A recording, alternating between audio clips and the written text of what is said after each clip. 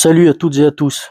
Aujourd'hui, une vidéo rapide sur une très bonne nouvelle pour l'ufologie. 2 articles publiés par Béatrice Villarroel et son équipe de scientifiques sur 2 revues à comité de lecture prestigieuses, Nature et la Société d'astronomie du Pacifique. De quoi il s'agit? J'avais déjà présenté les travaux, en tout cas ce que présentait Béatrice Villarroel par rapport à des coïncidences qu'elle a découvertes dans le cadre de projets scientifiques autres, et notamment la coïncidence entre la vague de 1952, le fameux carrousel de Washington, et 2 transitoires, donc 2 photos de lumière dans le ciel, dont on ne sait pas trop ce que c'est, qui étaient présentes quasiment pile à ce moment-là. Elle avait prévenu qu'elle continuait ses études là-dessus, elle avait prévenu avec son équipe qu'ils allaient proposer à la publication des articles. Eh bien, c'est aujourd'hui que ces articles ont été publiés sur ces grandes revues. Si elles ont été publiées en peer-to-peer, c'est que c'est du pur article scientifique avec revu par les pairs pour savoir si ces articles peuvent être publiés ou pas et sont sérieux. Ils sont publiés, article sérieux. Dedans, il est développé sur la revue du Pacifique, des alignements des transitoires et une étude assez précise de qu'est-ce qui pourrait expliquer de façon prosaïque ces images sur les cellules photos d'époque. Tout est passé en revue pour être sûr que tout ne se base pas sur des erreurs sur les cellules photographiques. Il démontre que c'est probablement pas le cas. Donc déjà là-dessus, il rentre bien dans le détail. Et ensuite, il démontre qu'il y a des alignements quand même assez improbables et qu'il y a un alignement particulier au moment de la vague de 1952. Donc déjà là, c'est énorme. La conclusion est quand même assez fantastique, même s'il reste prudent, hein, attention, qu'on s'entende bien, il reste prudent.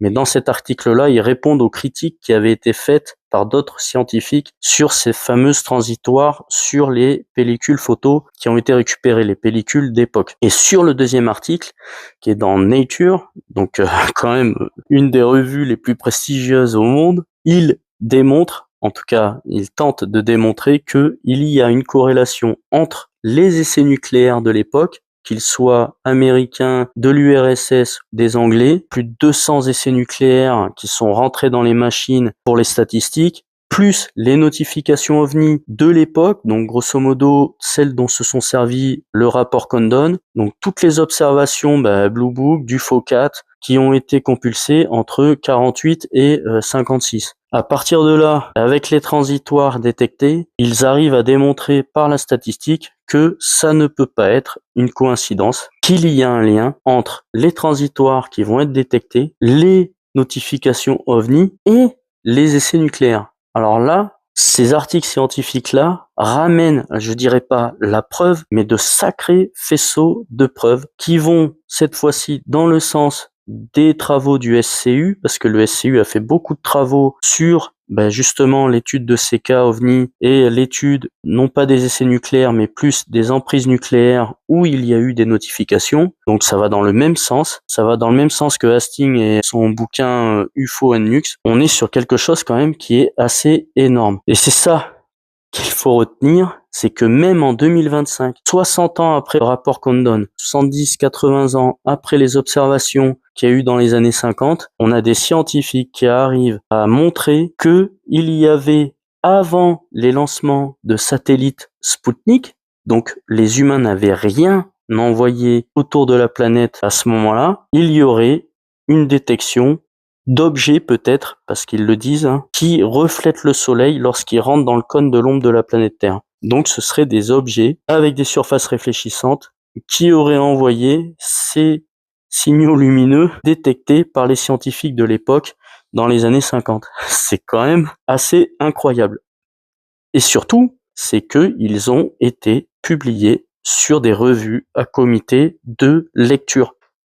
L'ufologie met un pied dans la porte de la science. S'il y a bien un truc à retenir, c'est cela. Allez lire les articles, soit sur Nature et la revue du Pacifique, mais sinon pour les non-anglophones, pour ceux qui savent pas trop aller chercher sur Internet, faire les traductions et tout, je vous les ai traduits sur mon blog, j'ai mis tous les liens, donc allez lire ces articles-là.